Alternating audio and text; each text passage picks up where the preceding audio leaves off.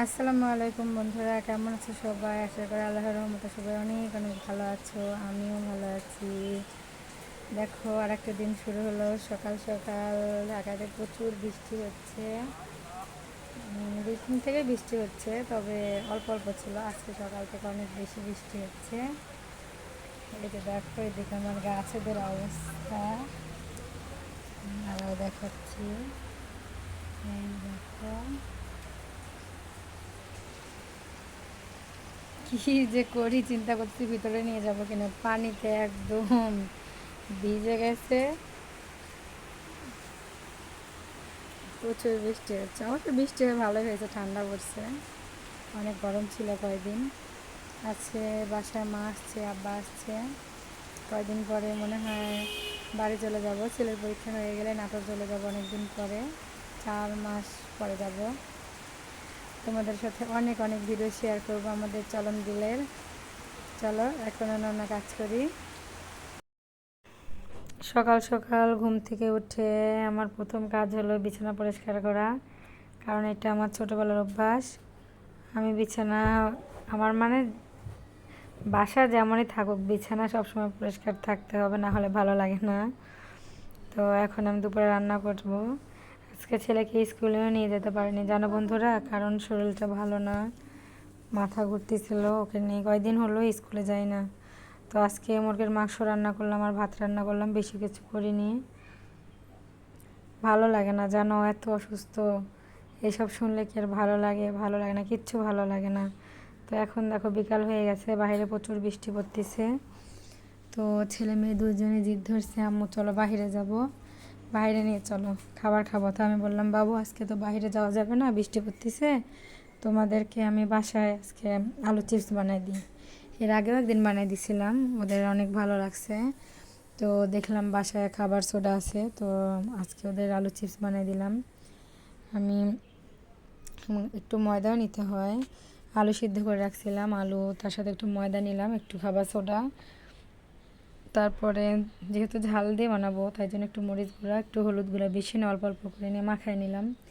নিয়ে দেখো আমি দুইভাবেই বানাইছি আজকে, মানে গোল গোল করে চ্যাপ্টা ধরনেরও বানাইছি, আবার তোমার লম্বা স্টিক আকারেও বানাইছি।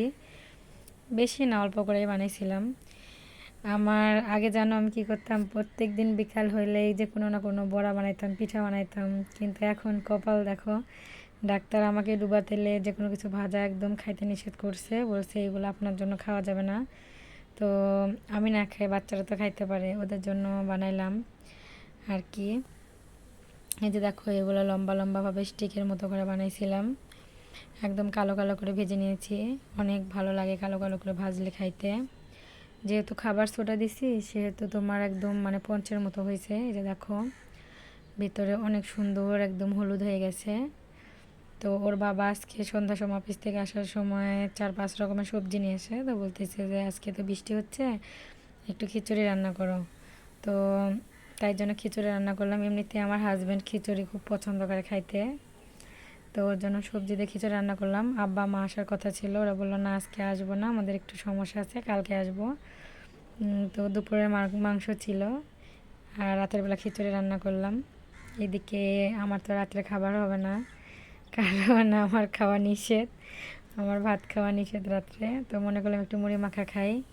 জানো বন্ধুরা, আমি যখন ছোটো ছিলাম না, তখন দেখতাম বাড়িতে কোনো মেহমান আসলে আমার দাদি আমার মা দেখলাম তাড়াহুড়ো করে যে এভাবে মুড়ি মাখাইতো, মরিচ পেঁয়াজ একটু রসুন দিয়ে মুড়ি মাখাইতো, মানে মানুষকে আপ্যায়ন করতো মুড়ি মাখা দিয়ে।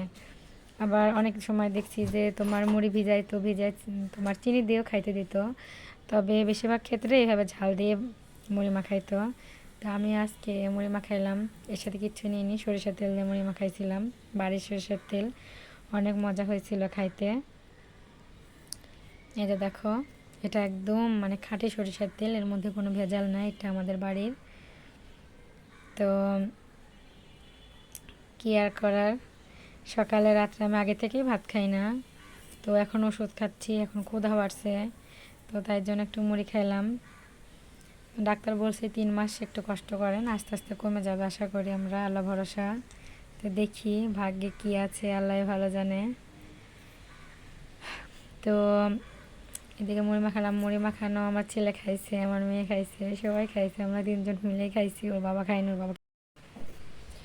এখন রাত বাজে 11টা, সাড়ে 11টা হবে।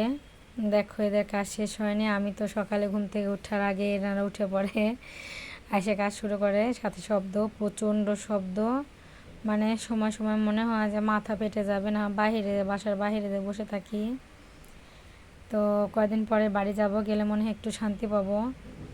এখন এত রাত জানো বন্ধুরা, এত জোরে এনারা গান বাজায়, মানে আমি একটা বয়স্ক আঙ্কেল আছে, আমি ডাইকে বললাম আঙ্কেল আমার তো ছোট বাচ্চা আছে, এরা ঘুমাইতে পারতেছে না, এত জোরে সাউন্ড দিয়ে রাখছেন আপনারা, না হলে একটু কমিয়ে দেন, না হলে বন্ধ করে দেন, বন্ধ না করলে পরে সমস্যা নেই, একটু শব্দটা কমিয়ে দেন, আর স্পিকারটা একটু অন্যদিকে ঘুরিয়ে দেন, কারণ আমার বাচ্চারা ঘুমাইতে পারতেছে না। এদের বললাম, এরা তো কোনো কথাই শুনলো না জানো, কি আর বলবো, আমার শুধু বৃথা চেষ্টা।